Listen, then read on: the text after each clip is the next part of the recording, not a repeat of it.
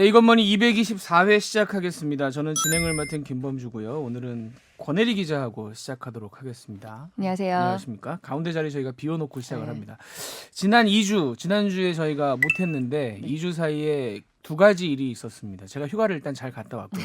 재밌었어요? 잠시 뒤에 그 얘기는 좀 풀도록 네. 하겠습니다. 두 번째는 이제 손승욱 기자 자리를 저희가 비워놨는데 손승욱 기자 신변에 변화가 생겼습니다. 손승욱 부장이 됐습니다. 와, 있을 때 박수를 쳐야 되는데. 아니요, 저는 있을 때. 부장이가 되게 올드해 보이지 않나요? 안 그래도 올드한데 거의 도장을 찍는 듯한 분위기.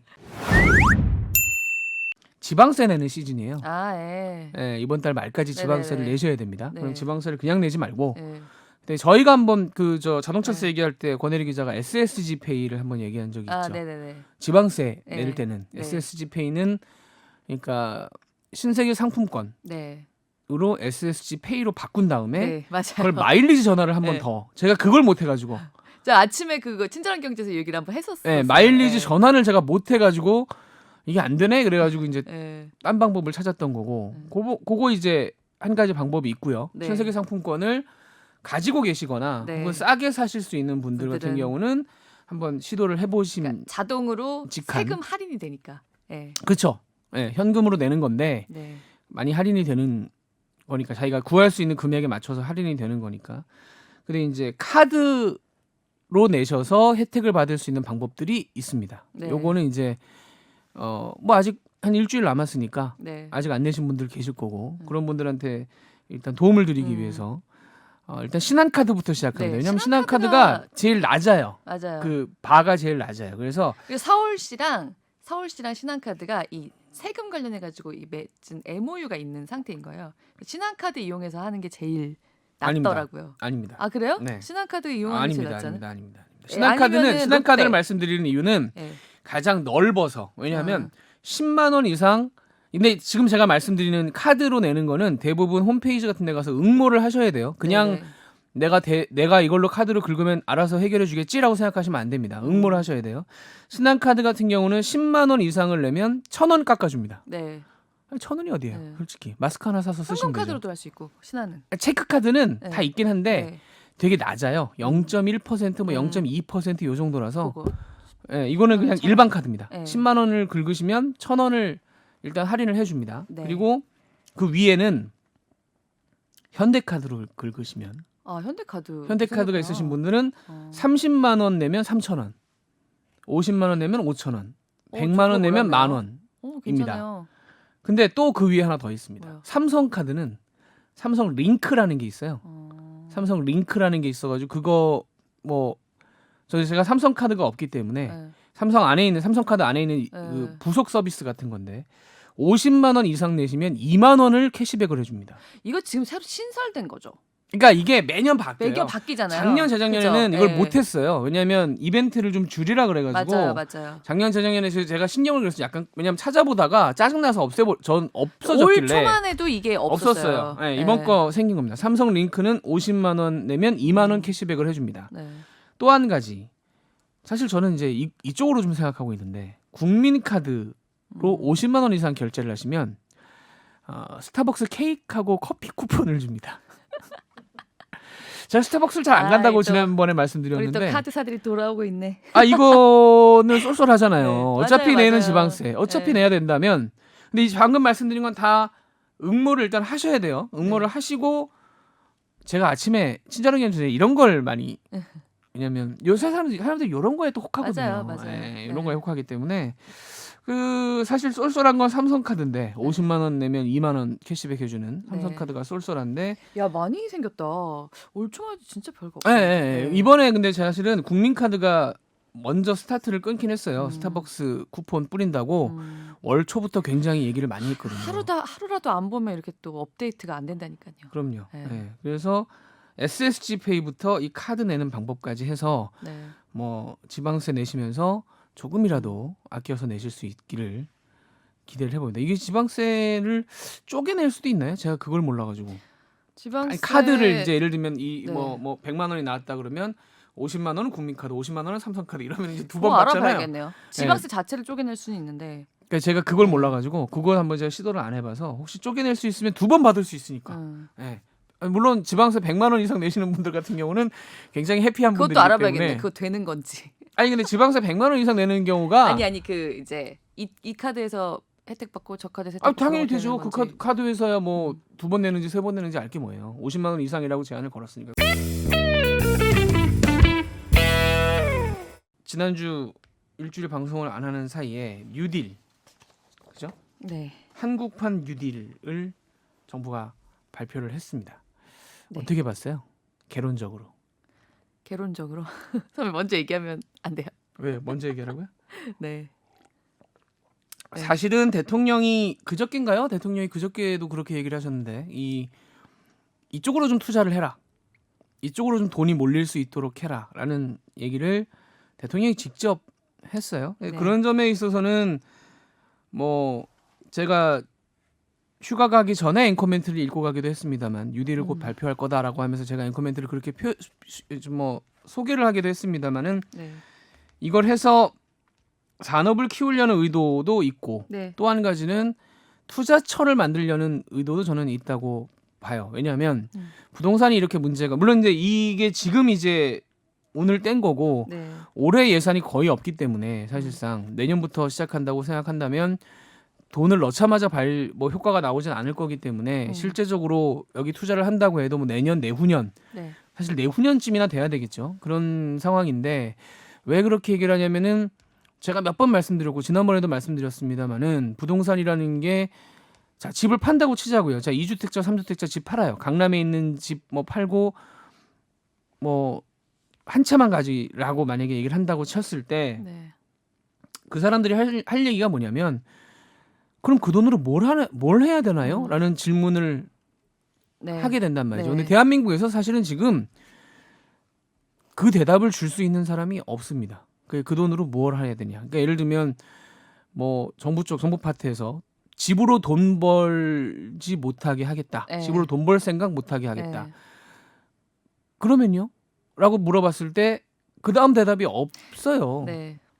저는 그게 굉장히 큰 지금 맞아요. 구멍이라고 생각을 네. 하거든요. 이 자본주의 사회에서 네. 돈 벌 생각 못하게 하겠다라는 말은 굉장히 위험한 발언일 수 있습니다. 자본주의는 돈 벌자고 하는 게 가장 밑바탕에 깔려 있는 기본 이념인데 그렇죠. 돈을 못 벌게 하겠다. 그러면 이제 앞에 뭘로, 그러니까 부동산으로 돈을 못 벌게 하겠다. 그러면 이걸로 돈을 벌어라라는 뭔가가 있어야 돼요. 근데 지금까지 지금 현 정부는 제가 몇 번 말씀드렸습니다만은 그러니까 분배, 뭐 공정경제, 그다음에 뭐 최저임금을 올리는 식의 어떤 분배 쪽에는 상당한 정책을 내놨습니다만은 네. 그래서 어떻게 돈을 벌 것이냐라는 쪽에 있어서는 사실 답을 낸 게 없었단 말이에요. 3년 차에 사실상 처음으로 종합판을 내놓은 겁니다. 한국판 뉴딜. 네. 그러면서 강조를 한 게 이제 여기에는 강조를 하지 않았는데 그 기획재정부 같은 데서 이렇게 인터넷에 블로그 같은 데 네. 올리는 거 올리죠. 보면 네. 이 토목공사가 아니라는 점을 굉장히 강조를 합니다. 그러니까 차별화를 하고 싶은 거죠. 우리는 땅에다 돈 박지 않는다. 이렇게 발전적인 데 돈을 박는다라는 거를 굉장히 강조를 하는 네. 죄송한 얘기인데 여기까지 3년 걸렸습니다. 저는 그게 일단은 상당히 아쉽다. 그러니까 시작과 동시에 아쉽다라는 생각이 일단 들어요. 물론 무슨 말을 먼저 하느냐. 아, 내용 중에 이런 게 있네요. 이거 괜찮네요라는 말을 먼저 하느냐. 아쉽다는 말을 먼저 하느냐. 이 굉장히 어감의 차이가 있을 수 있는데 이거를 만약에 네. 사실 이걸 쭉 보면서 무슨 생각을 했냐면 대선 때 냈어야 될 내용들이 아닌가. 그랬다면 뭔가 상황이 상당히 달라지지 않았을까. 이게 100몇십 조를 내는 투자 계획을 대선 때 내놨으면 지금 뭔가 더 부동산으로 돈 벌 생각 못하게 하겠다. 이걸로 돈을 벌어라. 아이디어 내서 이거 하시라라는 어떤 그런 식의 문법이 가능했을 텐데 네. 이게 좀 늦었다라는 생각이 일단 들고요. 그다음에 내용을 보면 상당히 많이 나왔던 얘기들을 종합을 하긴 했어요. 근데 네.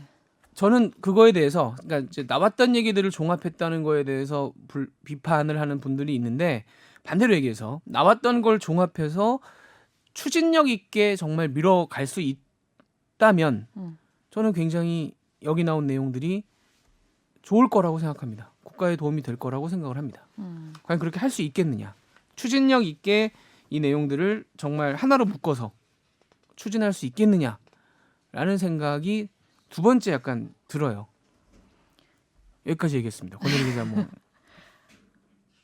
저 약간 비슷하다면 비슷한데. 네.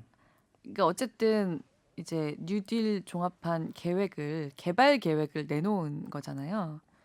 지금 단계에서 이게 뭐 될 거다 안 될 거다를 제가 말하기가 되게 어려워서 사실 되게 망설인 게 왜냐하면 여기서 지금 방금 선배도 얘기했지만 좀 새로운 게 좀 있으면 그거에 대해서는 얘기를 해볼 수가 있겠는데 진짜 말 그대로 그냥 그동안의 종합판인 것 같아서 솔직히 잘 뭐라고 해야 될지 잘 모르겠어요. 지금 선배 얘기한 대로 그래 한번 잘 해보세요라고 하는 말 외에 아니 근데 이제 모르겠어요, 저는 예. 뉴딜이라고 이름을 붙이는 예. 것 자체에 어떤 네. 어느 정도의 철학이 있다고 생각해요. 그러니까 이제 이런 코로나 같은 경우가 와서 일자리가 많이 줄어들고 내년 내후년에도 굉장히 이게 회복이 될지 안 될지 왜냐하면 네. 특히 외부 요인에 많이 수출이나 이런 데 많이 얽혀 있는 우리나라 경제 사정상 네. 내년 내후년에도 만약에 미국이나 중국이나 뭐 이런 식으로 간다고 하면 또 장담할 수가 없는 상황이기 때문에 내년 내후년 먹거리까지 생각해서 그러니까 네. 일자리 뉴딜이라는 게 미국에서도 일자리였잖아요. 그러니까 일자리를 키운다는 차원에서 이런 정책들을 가져가겠다. 그러니까 저는 결과적으로는 실패할 수도 있다고 봅니다. 그러니까 이런 구체적인 내용 각 개별적으로는 뭐 예를 들면 1번, 2번, 3번, 4번, 5번, 6번 쭉 달려 있을 거 아니에요. 정책상. 예를 들면 뭐 데이터 댐 네. 데이터를 굉장히 뭐 빅데이터 플랫폼을 만들고 뭐 5G를 구축하고 정부의 무슨 자료들도 전부 데이터화하고 뭐 이런 구체적인 내용들이 쭉 있는데 다 성공할 수는 없겠죠. 다 잘 됐다라고 평가받을 수는 없겠죠. 그러니까 정부의 일단 개념은 이렇게 추진을 해서 여기다가 돈을 붓고 이걸로 일단 일자리를 만들어 보겠다. 그 일자리를 만들어서 결과를 따라오게 만들겠다라는 생각이라서 저는 그거에 대해서는 평가할 만하다. 그러니까 그 개별적인 사업은 실패하더라도 목적이 끝에 사업에 있다기보다는 이건 지금 중간에 일자리에 있는 거거든요. 뉴딜이라는 표현 자체는 생각을 해보면.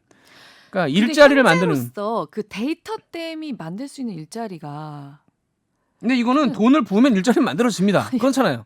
그러니까 일자리를 일단 만들어서 그 일을 돌려서 결과는 근데 과연 그러면 그 사업의 효율성이라는 게 있는 거죠, 선배.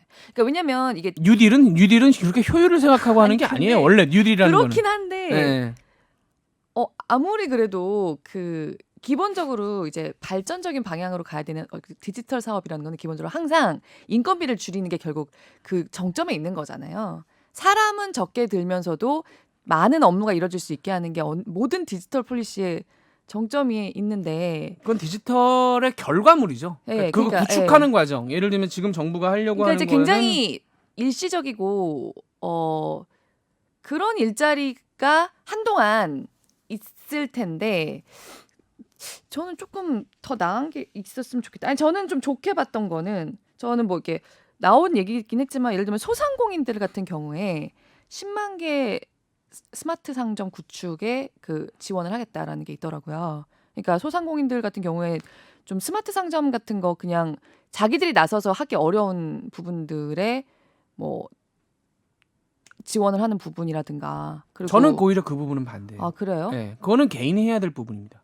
그러니까 그거를 그냥 지어주는 건 아니겠죠. 예를 들면 배달의 명수 왜 저번에 네. 배달앱 얘기 네, 나왔던 네, 네. 지금 최근에 기사가 다시 나왔습니다. 망했어요. 그러니까 근데 이거랑 또 다른 거 아니에요? 아니 그러니까 다른 거라기보다는 네. 그러니까 그런 영역 네.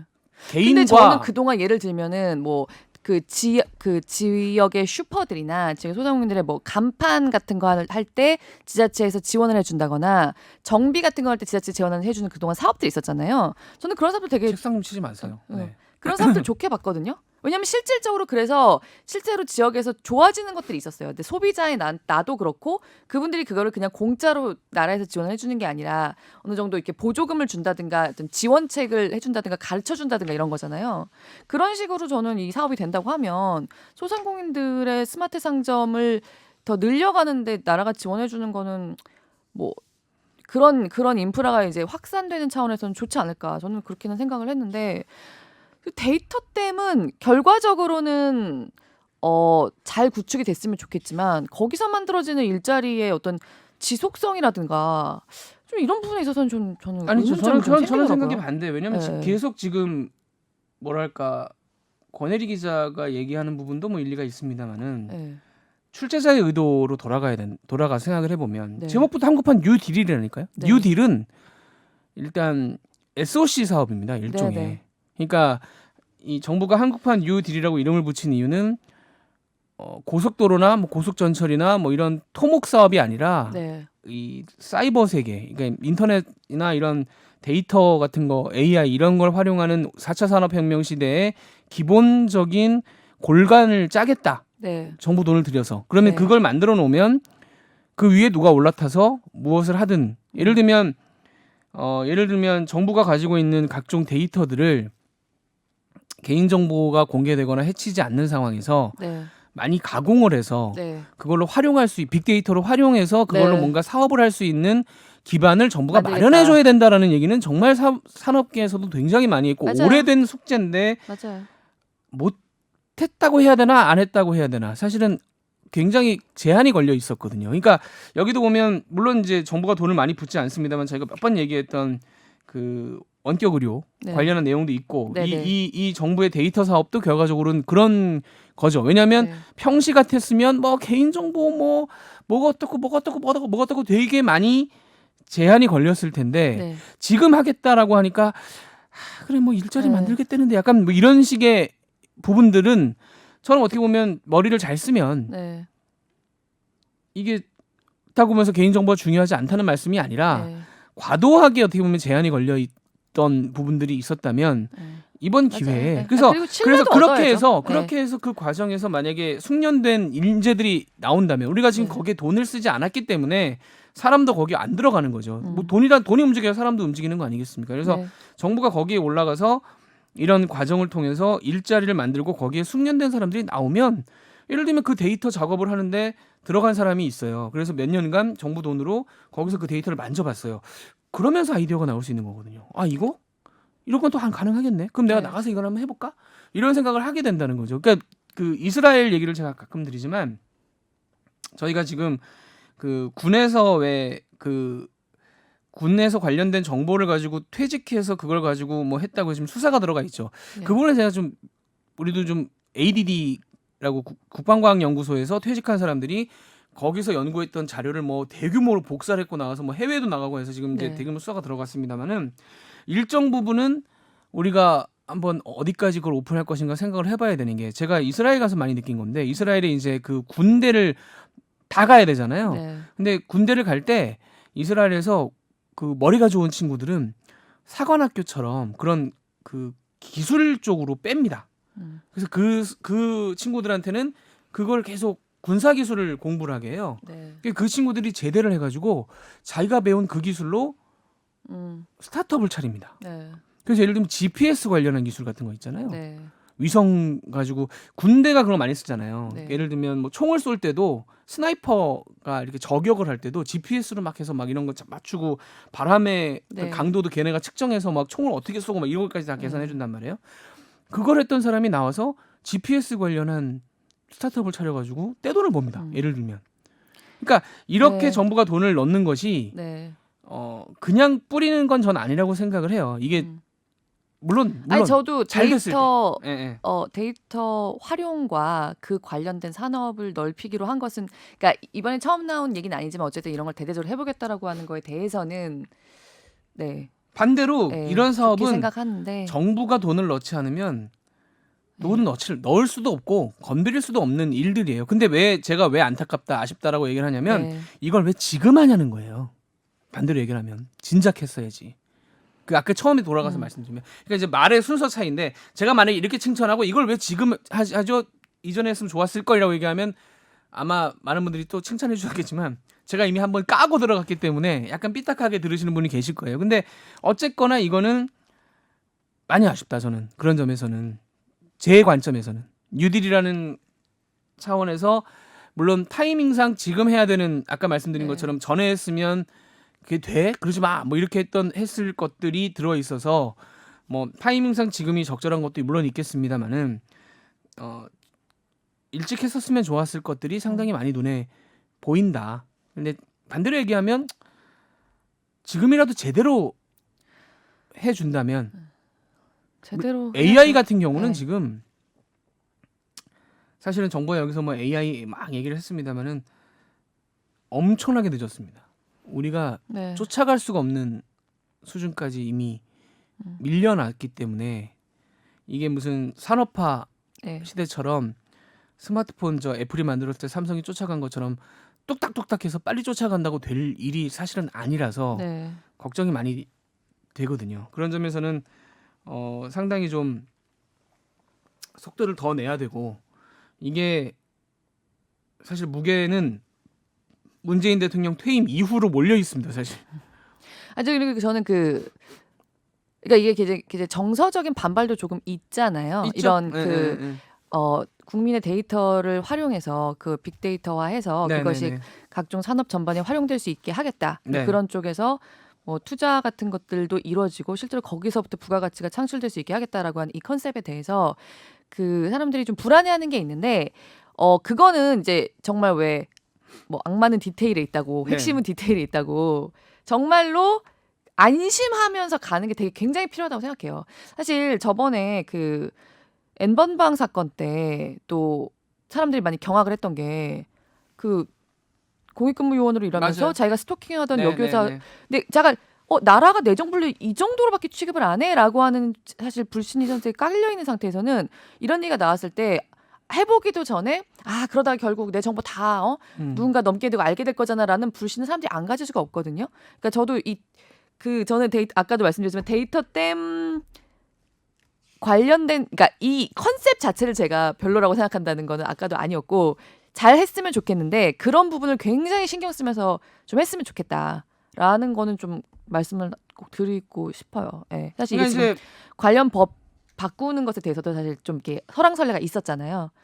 그래서 네. 반대로 얘기하면 권혜리 기자한테 뭐라고 하는 게 아니라 그 권혜리 기자가 얘기한 그 포인트 때문에 많이 늦어진 그렇죠. 그런 거잖아요. 측면이 있어요. 예. 예. 그래서 뭐 저도 최근에 개인 정보가 유출이 됐다고 문자가 또 와가지고 제 카드가 뭐 카드 번호가 해외에서 뭐 돌아다니고 있다고 그래서 네, 저희가 잘 관리하고 있으니 뭐 안심하세요. 그리고 카드 회사에서 그거 문자를 됐구나. 보냈던데. 이상 그거 감지 시스템에 딱 그러니까 이제 제 카드 번호가 돌아다니는 게 잡힌 거죠. 근데 그러니까. 제가 쓰이진 않았고 네. 쓰이진 않았는데 일단 돌아다니고 있다는 게 어떻게 새 나갔는지 모르지만 네. 문자는 왔어요. 문자는 왔는데 물론 이제 그런 뭐 카드 번호뿐만이 아니라 제 뭐 잡다한 어떤 뭐 의료 정보일 수도 있고 그런 것들이 새 나가는 거에 대한 비슷한 거 불안감이 얼마 전에 있는데 카카오뱅크에서는 제때 딱딱 안 돼가지고 그랬죠. 네. 사고가 또 나 있었잖아요. 근데 결과적으로 보면은 전에 제가 그 뭐 의료 관련한 원격 의료 아까 말씀드렸지만 그런 거 관련한 것들 관해서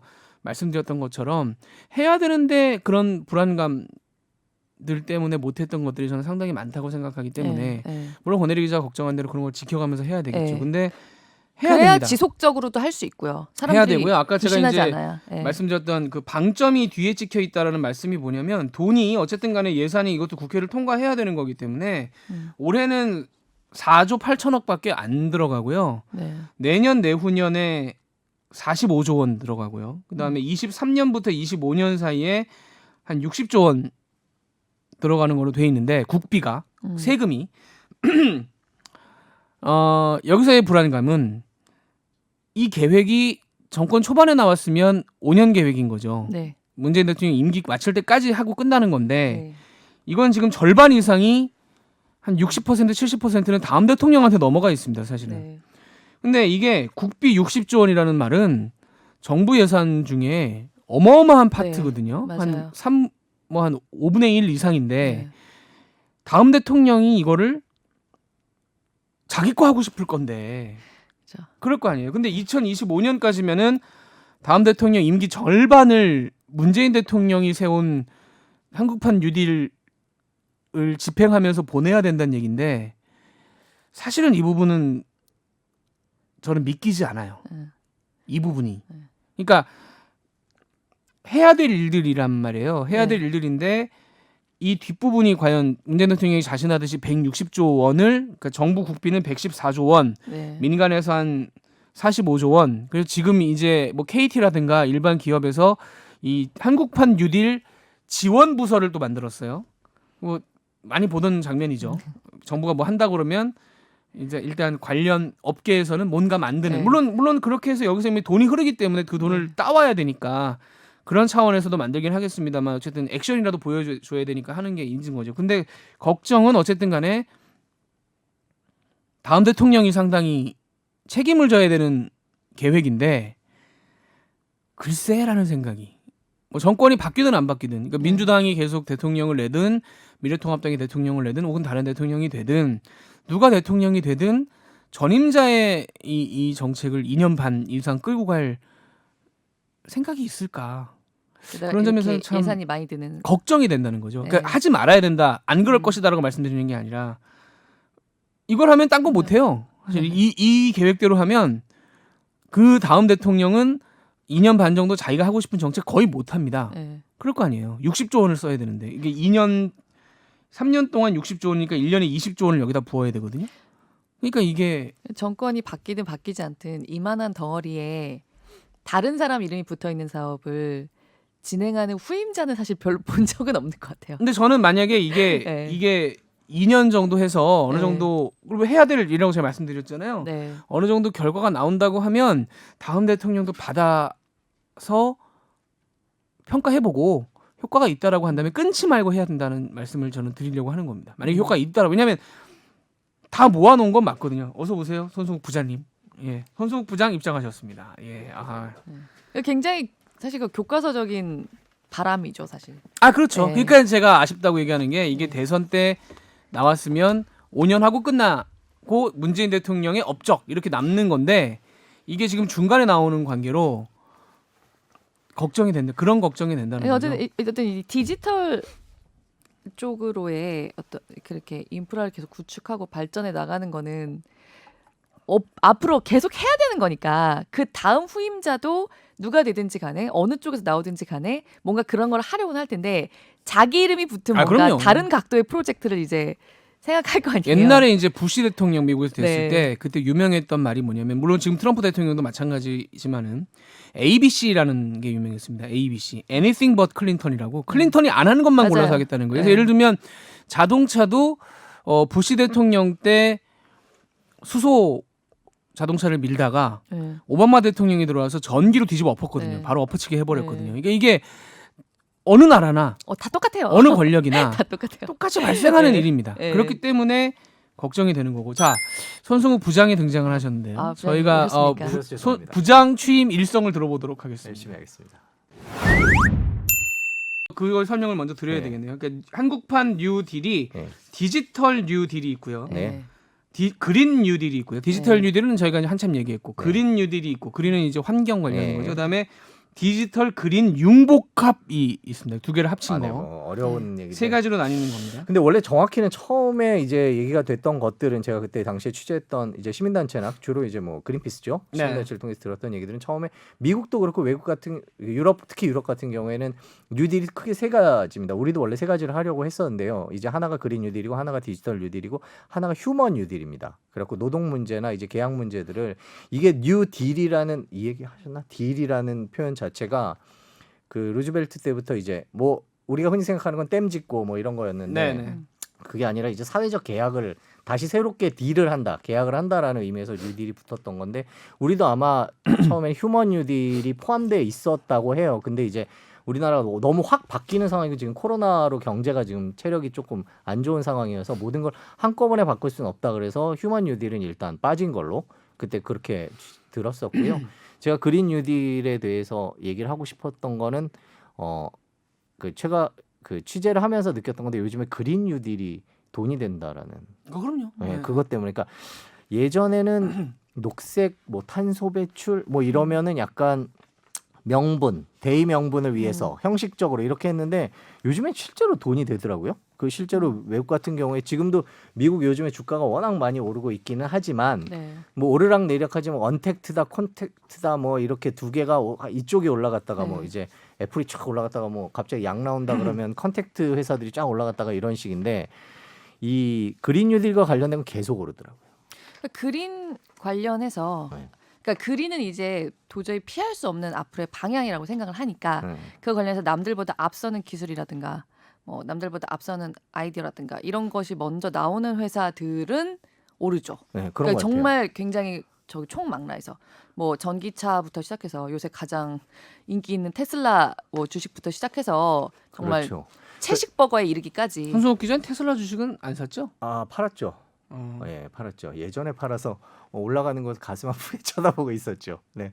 근데 테슬라가 네, 근데 이미 그때 안 팔았어도 그 다음날 팔았거나 그러니까 제가 그 여기까지 언저리에서 팔았을 저는 거예요. 이거 얘기 몇 주 안 사긴 했지만 $200에 샀었어요. 그러니까요. 여기까지 그게 올 거라고 생각하는 사람은 여기까지 별로 없기 저는 때문에. 그때도 만족합니다. 그때 뭐 두 배도 안 돼서 팔았지만 저는 그거 되게 만족했었는데 근데 그러니까 이 과열되는 그린 것 같기도 해요. 네. 관련되는 거 같죠. 네. 그린 뉴딜의 이제 범위가 되게 권혜 기자 말한 대로 전기차도 있고 네. 우리나라 같은 경우에는 지금 건물 리노베이션도 있잖아요. 아, 맞아요. 그것도 그게 막판에 이제 국토부에서 아이디어를 내서 네. 들어간 거라고 제가 그때 들었었는데 이제 에너지 요즘에 또 에어컨이 화제거든요. 에어컨의 효율을 높이는 것이 네. 난방과 냉방의 효율을 높이는 것이 지구를 지키는 방법이다. 그래갖고 요즘에 그런 네. 것들이 있는데 우리나라는 거기서 이제 한 발 더 나가서 냉난방을 했을 때 효율을 높이기 위해서 건물을 개조하는 것들 이런 것들까지 포함돼 있거든요. 그게 나름 전망 있는 게 많이 쪽이 포함된 것 맞아요. 같아요. 그린 뉴딜 쪽이 그러니까 과거에 좀 뭐랄까 그야말로 공사라든가 토목이라든가 많은 인력이 많이 필요한 일이라든가 그런 거가 사실 그린 뉴딜 쪽에서는 좀 있을 수가 있는 거죠. 왜냐면 바꿔야 되는 거니까. 그렇죠. 실제 실물을 바꿔야 되는 거니까.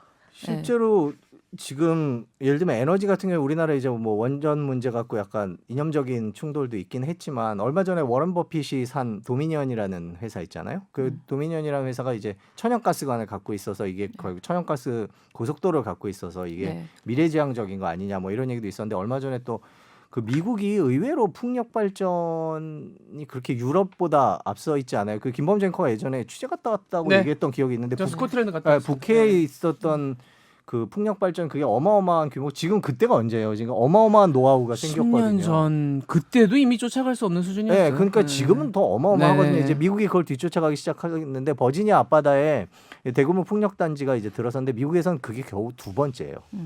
그거를 미국은 도미니언이 약간 에너지 쪽으로 그렇게 막 남보다 앞서서 미래로 가야 된다는 생각이 네, 별로 없다 보니까 워낙 풍족한 나라다 보니까 네. 그랬는데 갑자기 요즘에 속도를 내고 있죠. 그 음. 도미니언 에너지가 그것도 적고 그러면서 돈들이 글로 몰리고 있고 실제로 미국은 집이 아파트가 아니라 이제 저기 뜨문뜨문 있는 일반 주택이다 보니까 그리고 전기차 테슬라 이런 거 있다 보니까 어떤 게 요즘에 유행이냐면 얘기를 들어보니까 미국 한 번도 가보신 적이 없는데 이렇게 참 미국에 대해서 술술술 풀어낸다는 게 진짜 대단하지 않습니까? 갑자기 말문이 막히네요. 예, 가본 것처럼 얘기했나요, 제가? 완전 아니, 천리안입니다. 취재한 내용을 예, 원래 말씀드리면. 부장님은 그런 거예요.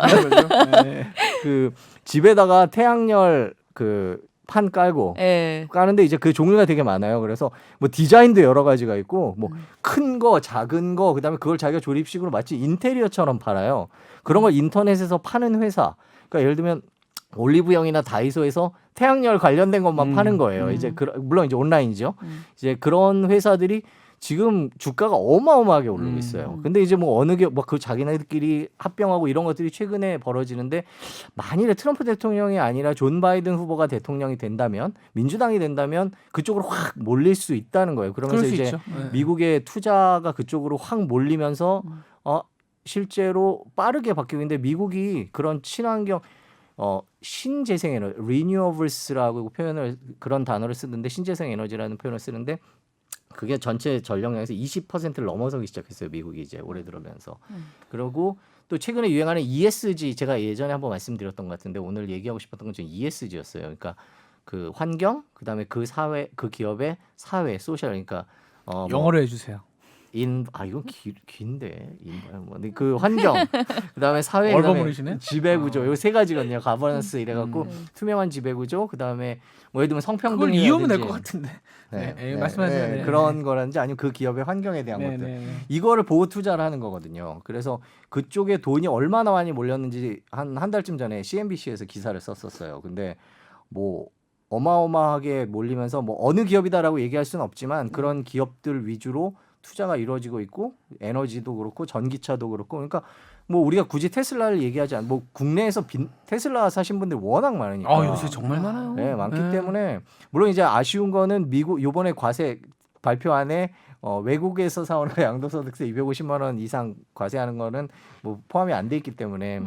근데 테슬라에 투자하신 분들도 워낙 많고, 그다음에 이제는 이제 보니까 제가 이렇게 게시판이나 이런 데 가서 보면 되게 공부들을 많이 하셔갖고 요즘에 블로그나 이런 데 보면 테슬라뿐만 아니라 미국에서 언택트로 이제 각광을 받을 수 있는 것들에 대한 투자도 되게 많이 하고 계시고 ETF 투자도 많고 그런 식인 것 같아요. 근데 이제 제가 오늘 드리고 싶었던 건 우리 그린 뉴딜이 타이밍은 잘 잡은 것 같아요. 타이밍은 잘 잡은, 좀 늦었죠. 솔직히 말하면 좀 늦었죠.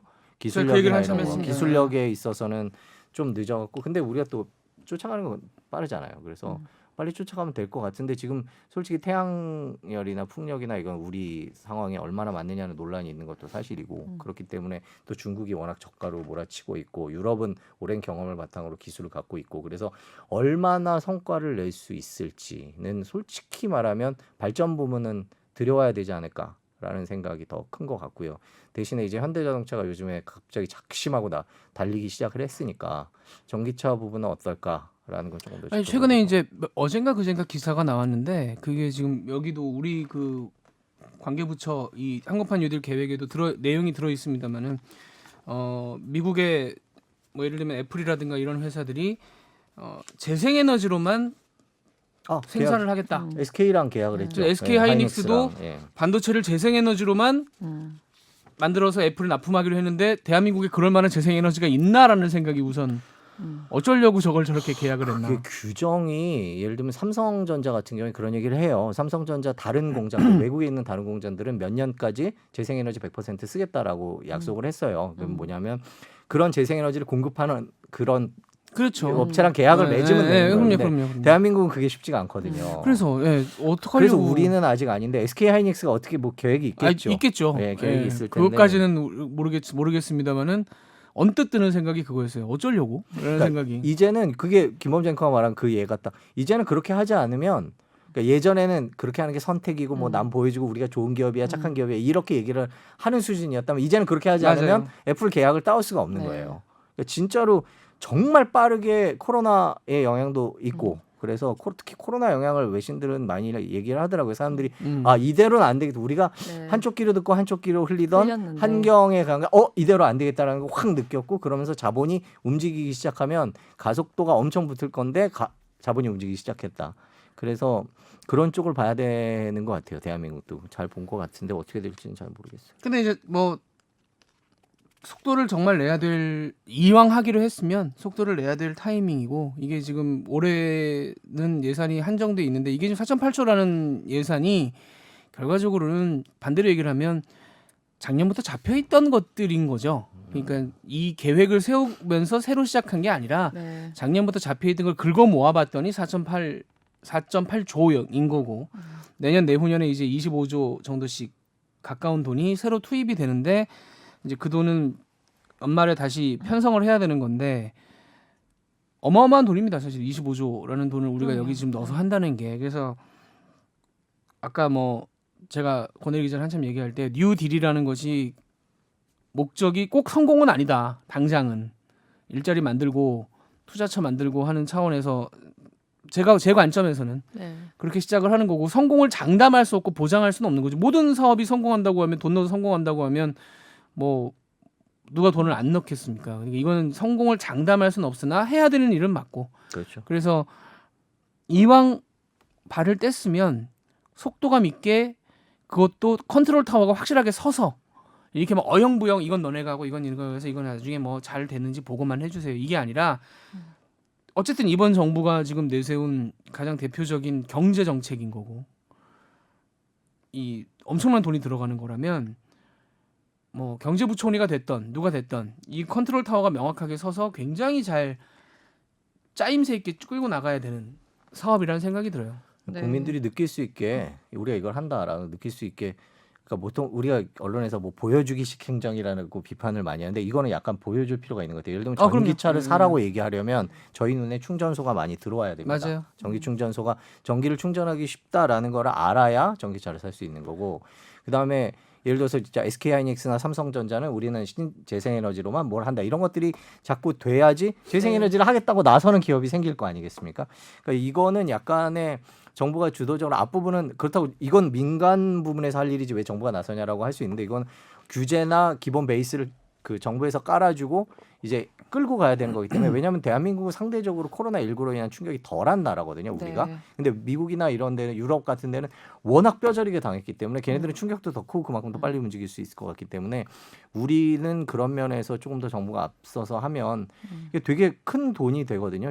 얼마 전에 국회에서 공청회가 있었는데 이제 포스코나 뭐 현대차 같은 데서 이런 식으로 얘기를 할 수 있단 말입니다. 뭐냐면 요즘에 너무 어려워서 우리가 이렇게 금방 바꾸기가 힘들다. 그럴 때 외국에서 온 전문가가 뭐라고 얘기를 했냐면 니네가 안 바꿔서 지금 망하고 있는 거다. 니네는 이렇게 망하지 지금 계속 흘러내리고 있지 않냐. 그 전체 매출. 니네가 이렇게 흘러내리지 않으려면 그래프에서 흘러내리지 않으려면 바꿔야지 사는 거지. 지금 힘들기 때문에 바꿀 수 없다라는 건 정말 계속 망하겠다는 얘기밖에 안 된다. 대한민국 같은 나라가 지금 하기 너무 좋은데 왜 그걸 안 하고 있냐 그렇게 얘기를 하더라고요. 뭐 이제 그런 외국 전문가들이 볼 때도 되게 괜찮은 것 같고 그때 누가 왔었다 그러더라. 누가 되게 유명한 분이 와서 올 수 있어요 지금?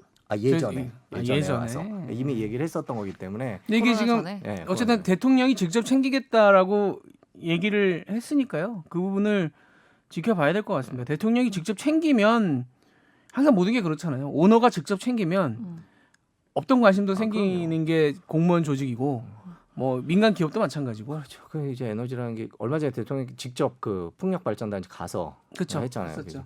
근데 이제 우리나라는 풍력 바다 위에 세워놓는 게 전 지금 그게 걱정이에요. 그거는 솔직히 개별적으로 바람이 안 불고 비 안 오면 그러니까 우리 이게 재생에너지 가장 안 좋은 날이 이제 안 좋은 날이 비 오고 저기 바람 안 부는 날. 서해가 이게 내해라서요. 그렇죠. 이게 몇 년 전 개념이라서 물론 그 사이에 기술이 얼마나 많이 발전했는지 모르겠습니다만은 풍력 발전에 적합하지 않은 지역이에요.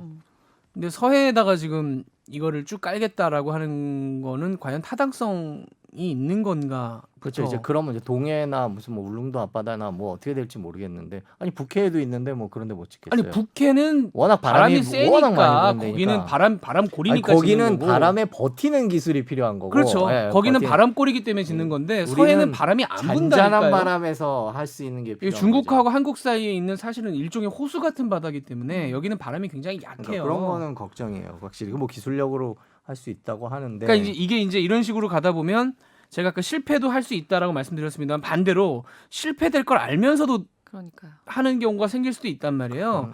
네. 그런 거는 보여주기식. 저희도 많이 보여주기. 감시를 해야죠. 그렇죠. 저걸 저렇게 하는 건 아닌데 돈이 160조가 있다고 해서 저걸 저렇게 하면 안 되지라는 거는 저희도 감시를 잘 네, 해야죠. 실제로 좀 부러운 게 그런 거예요. 이제 외국의 진짜 유명한 회사들 그 풍력 발전인 보통 발전 회사들이 풍력 발전과 태양열을 같이 하더라고요. 제가 쭉 이번에 조사를 해봤는데 예. 그러면 그 회사가 예를 들면 영국이 되게 앞서 있더라고요. 아마 아, 국회 때문에 그런 것 스코틀랜드가 같은데. 그렇습니다. 근데 영국에 본사가 있는 회사가 무슨 저기 남아메리카에도 자기네 시설이 있고 뭐 맞아요. 어디 있고 다 시설이 있는데 보면 안데스 산맥 뭐 아니면 뭐 어디 앞바다 맞아요. 그러니까 규모가 그리고 판을 깔아도 태양열 판을 깔아도 정말 끝없이 태양열 판이 펼쳐지는 그런 사막 이런 데다가 까니까 근데 그게 왜 걔네들이 효율성을 중요하냐면 당할 수는 없죠. 그게 왜 중요하냐면 다른 데서 만약에 그런 사업을 한다고 치면 그러니까 옛날에 왜 정주영 회장이 그 동전 들고 가서 우리가 옛날에 거북선 만든 나라니까 네, 뭐 그렇죠. 배 수주 주시오라고 했다는 게 아직도 인구에 회자될 정도로 말이 안 되는 영업 세일즈란 말이에요. 그러니까 이것도 지금 다른 나라에서 혹시 뭔가 그런 걸 사업을 한다고 할 때 뭐 그런 경험이 전무한 거의 없는 한국의 두산중공업한테 그 터빈을 줄 그렇죠. 거냐 아니면 유럽에 있는 뭐 베리타스한테 줄 거냐 이거는 누가 봐도 뻔한 뻔한 거 결론이죠. 결과잖아요. 지금 상황에서는. 그러니까 이제 서해 깔겠다라는 것도 약간 그런 식의 우리 나름의 어떤 그 경력을 쌓겠다라는 걸로 보이긴 합니다만은 걱정되는 부분이 없잖아 논란이 있고요. 그러니까 아까 예, 김원재 앵커 말한 대로 실패할 가능성을 알고 들어가는 거랑 했는데 실패하는 거랑은 차별. 그렇습니다. 다른 오히려 거거든요. 성공할 가능성이 20% 정도지만 이건 해봐야 되는 거고 뭐 남들도 잘 안 하고 있는 예를 들면 뭐 미국이나 중국이나 여기도 안 하고 있는 건데 한번 이거는 해야 되는 거니까 해보자 뭐 이런 거는 이해가 되는데 들어가 누우면 당연히 이거는 끝날 상황인데 들어가서 눕는 경우 같은 경우는 저희가 잘 특히 이제 손수국 네. 부장께 잘 걸러내셔야 될 위치에 있는 아니, 게 아닌가. 저는 제 아이디어를 우리는 바람이 안 부는데 되게 바보 같은 생각. 저 위에 편서풍 불잖아요. 아니에요. 저 위에 어디요? 저 하늘 위에 아, 예. 거기에 이렇게 띄워갖고. 아니 그런 그 아이디어를 띄워서 내는 거기서 사람들이 터빈을 있습니다. 한 다음에 줄을 이렇게 쭉 아니 땅에다 그런 아이디어가 묶어놓고 있어요. 물론 네, 실제로 있어요 그런 아이디어가. 권혜리 기자가 바로 인상을 아니 쓰는군요. 아니요. 네. 저, 아니에요. 아니에요. 아니 그런 저 열심히 듣고 아이디어들이 있었어요. 예를 들면 아니 왜냐면 지구가 자전하고 있는데 저 과학은 약해서. 예 저도 약간 지구가 자전하고 지구가 있는데 뭐라- 뭐 아, 이런 지구가 그러니까 바람 좌절한다고요? 생각을 계속하다 보니까 그 아. 서해 그걸 보면서 우리나라에 도대체 어디서 우리나라 바람에 대해서 어디가 많이 부는지 이렇게 지도가 있어요. 아 있어요. 네, 제가 그걸 보고 있는데, 말씀드리는 네, 거예요 근데 지금. 네, 지금. 그래갖고 이거를 우리나라 어떻게 해야 되나 그런 생각도 제가 몇 들고. 년 전에 그 자료를 보고 말씀드리는 거예요. 서해안과 동해안과 그 제주도 쪽과 네. 이 풍향을 다 측정을 하기 때문에 그 자료를 보고 말씀드리는 거예요. 서해는 바람이 그렇게 긍정적인 바람이 불지 저희가 않거든요. 정책 위반자는 아니지만 그에 대해서 비판하려면 일종의 대안을 찾고 싶었거든요. 저는 그래서 뭐 태양열도 이제 하루에 그러니까 얼마나 해가 많이 비치는가에 대한 통계 있어요. 시간도 있고 그런데 그 외국에 진짜 이런 좋은 환경에 비하면 신재생 에너지가 뭐 이렇게 쉬워 보이지는 않은 것 같아요. 우리나라도 하긴 해야죠. 안 할 수는 없고. 태양열 에너지 사실 그래서 우리나라에서는 조금 근데 그게 힘든 낮에 일이잖아요. 하고 밤에 이제 하려면 이제 배터리 또 영국은 최근에 배터리 규제 확 없애갖고 그리고 이제 배터리로 전기를 쌓아놓는 이제 그런 기술들에 대한 것도 있는데 근데 우리는 거기서 너무 불이 많이 나왔고 그러니까 우리나라는 지금 불이 그런데다가 많이 나서 지금 그런 사실 상황이라. 말한 것처럼 그런 사막이나 하와이 같은데 정말 그런 주택들 지붕에 태양열 판넬 깔고 하면은 그냥 집안 전기는 해결이 되거든요. 근데 우리는 이제 놓을 데가 없으니까 그렇죠. 호수 같은데 지금 설치를 해서 약간 갑론을박이 있죠. 그건 있어요. 녹조가 환경 생긴다. 오염에 오히려 환경이 오염된다. 그러니까 되게 우리나라가 여러 가지 기후 조건이나 어떤 지형 조건 같은 걸로도 또 태양열 에너지를 대대적으로 하기에도 그렇게 막 엄청 좋은 조건은 아니기는 해요. 근데 그러니까 그게 보통 아무튼 그런 회사들이 주장하는 게 홈페이지 가면 한 4개 정도를 해요. 수력, 태양열, 풍력, 그다음 지열 이렇게 4가지를 하는데 우리 지열은 또 그런 일이 있었고 그래서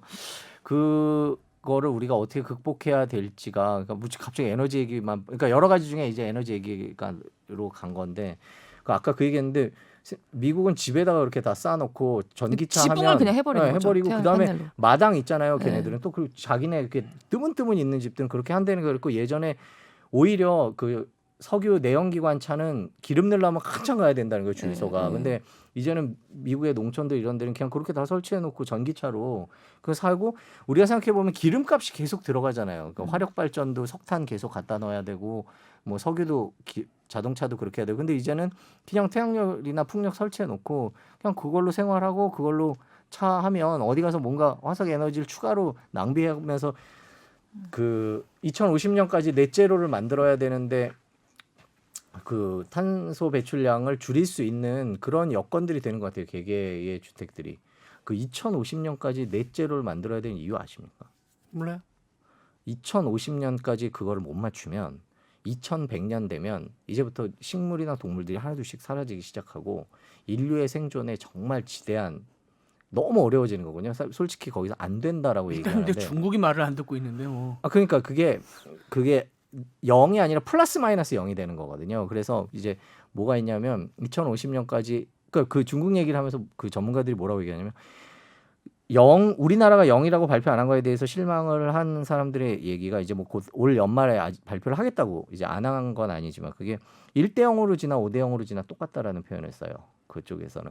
그러니까 그렇죠. 그거를 못 맞추면 그렇죠. 어차피 뭐 그게 그거 배출량을 뭐 한 조금 0에는 뭐 이거는 소용없다는 거 0까지 가야 된다는 거거든요. 이제 그거에 대해서 찬반 양론이 있는데 요새 손승욱 기자가 환경 전문가가 그러니까요. 되려는 그 환경 전문가가 이제 되려는 북극의 고래 뭐 이런 거 보호하러 언제 가실 예정이 혹시 있는 거 아닙니까? 아니, 유럽 다녀오셔서 더더욱 이런 아니, 지구를 그린에 아, 대한 그렇구나. 지구를 지키기 위한 유럽적인 유럽은 뭔가 아주 냄새를 이 풍기기 위한 아젠다가. 뭔가 그런 거 아닌가요? 아니에요. 프랑스 그 분리수거도 안 하더라고 걔네. 아 그래요? 안 해요. 파리. 그래요? 네, 왠지 엄청나게 할 것 같은 나라인데 아니요. 그렇지 않아요. 그냥 다 싸서 한꺼번에 버려요. 네, 그래서 그 뭐라고 할까 멋지다. 일종의 죄의식을 느껴요. 미국은 그러니까, 그렇다고 치는데 네, 파리가 그렇더라고요. 그래갖고 그러니까 쓰레기 문제가 없나요? 그러면? 엄청 그런 거 신경 써서 사는 사람들은 엄청 그러고 안 그런 사람들은 진짜 아니 저는 분리수거를 하고 싶었거든요. 할 데가 없어요. 파리는 그냥 내다 버려야 돼. 제가 살던 동네 그랬어요. 그럼 그거 어떻게 하죠? 그냥 갖다 그냥 다 각각 묻어버리나요? 묻어, 예. 프랑스 땅덩어리가 넓잖아요. 땅이 넓긴 하죠. 엄청 넓죠. 근데 모르겠어요. 그 나라도 이제 앞으로 아니 근데 걔네들은 딱 그거잖아요. 지금 딱 선수영 선배처럼 환경 그림 그리는 게 엄청 힙한 거예요. 저 젊은 애들 약간 지식인이라고 하는 사람들은 그런 거를 엄청 신경 써서 막 거의 그 재활용 쓰레기를 내놓을 거 없이 집에서 그냥 재활용을 해버리고 하는데 그렇죠. 모든 사람들이 또 그렇게 살진 않고 또 되게 그러니까 다양하게 민도는 섞여 제가 있으니까. 보니까 대한민국이 가장 높습니다. 쓰레기 분리 수거장 이렇게 저희가 저희 팀에서 플라스틱 그 아이템 특집할 때도 보면 이 대한민국의 민도는 점점 높아지고 있어서 예전에는 왜 플라스틱 배출하면 안 닦고 내놓으시는 분들이 있었잖아요. 요즘에는 대부분 다 플라스틱 깨끗하게 나오고 그걸 또 지키시는 분들이 계십니다. 동네 아파트 단지마다 깨끗한 어르신들이 깨끗한 거. 그리고 혼나는 분들도 있어요. 그 앞에 그 안 씻고 내면 그래서 보면은 저희가 취재 갔을 때도 보면 뭐 깨끗이 씻어내시네. 이거 아니- 우리 사람 정말 너무 착한 것 같아요. 마스크도 이렇게 그렇고 전반적으로 민도가 높다고 이런 걸 그랬죠. 해야 네. 된대라고 하면은 정말 그렇게 전반적으로 거의 따라하는 사람들 진짜 많지 않아요. 진짜 착한 것 같아 한국 사람들이. 참 딴 얘기. 잘 준비된 나라죠, 사실은. 네. 반대로 얘기하면 이런 정도 그래서 이런 정도의 국민들이라면 더 잘해야죠. 네, 뭐가 그러니까. 됐든 경제도. 그러니까 또 아까 환경에 빠졌다 그러는데 저는 그런 생각을 뭐또 누가 뭐 국뽕이라고 그러든 뭐 그런 얘기를 들을 수도 있겠지만 그린 뉴딜이나 이런 친환경적인 것도 어느 나라보다 빨리 잘할 수 있다라는 생각도 좀 들어요. 나라의 규모나 지금 재활용 정도나 환경에 대한 인식이나 그다음에 다행히 화석 연료의 상징처럼 생각됐던 대기업들의 일부 오너들이 이거에 대해서 좀 생각을 바꾸려고 하고 있다는 점에서 아니, 그런데 이제 반대로 얘기를 하면 그게 어떤 권혜리 기자 얘기한 것 같은 마스크라든가 뭐 이런 거는 그렇게 따라오기가 쉽지만 그리는 사실 이거 돈이 맞아요. 걸린 문제잖아요. 네. 그러니까 예를 들면 전기료도 올라가야 되고 뭐 각종 요금이 올라가야 되는 상황이 온다면 과연 그것까지 쉽게 수긍을 할 것이냐. 우리가 지금 전기를 굉장히 싸게 쓰고 있는 편이라서 네. 이게 친환경 에너지 쪽으로 간다고 치면 뭐 몇 배가 올라가야 될지 모르는데 그렇죠. 그런 비용이 있죠. 정부가 부담을 얼마나 할 수 있을지 그다음에 산업계 많이 효율성이 올라갔거든요. 솔직히 재생에너지들이 기술 개발 발전 속도가 엄청 빠르기 때문에 그걸 받쳐줄지 뭐 김범재 앵커 하는 문제 원전 이제 이 얘기가 들어가면 이제 원전 얘기로 건너가는데 그 건너가는 건 좀 그런 것 같고 효율성 문제는 아직 솔직히 말하면 전기값 인상 쪽으로 연결될 가능성이 높죠. 근데 테슬라는 진짜 많이 늘었어요. 저희 아파트 주차장에도 몇 대 보이고 네. 그 속초 갔을 때도 그 리조트에 네. 테슬라 슈퍼차저 부스가 따로 있더라고요. 거기 또 차들이 그래요. 세워져 있고 야 속초에 테슬라 슈퍼차저 부스가 따로 놀랬어요. 있어요. 야. 놀랬고 빨간 테슬라를 봤는데 와 너무 예쁜 빨강인 거예요. 그냥 빨강이 아니고. 지금 보조금을 거의 1,000만 원을 받을 수가 있잖아요. 네. 테슬라가. 그러니까 테슬라 모든 모델은 아니고 그래서 그 보조금을 받았을 때 좀 약간 테슬라 차들 중에서 좀 저렴한 모델이 5천만 원 안팎이면 이제 사는 게 가능하니까 그 올해 우리나라에서 가장 많이 팔린 전기차이기도 하고 테슬라 10,000대가 벌써 넘게 그럼요. 국내에서 팔려서 어느 순간 주차장에 테슬라가 눈에 많이 띄어서 사고 싶다는 생각도 사실 들고 물론 금전적으로 좀 세긴 한데 테슬라에 대해서 반격에 들어가려고 하는 회사들이 되게 많잖아요. 네. 근데 이제 지금 자율주행도 테슬라는 독자적으로 하겠다 그러고 이제 엔비디아 대 엔비디아 중심의 이런 다른 회사들과 테슬라.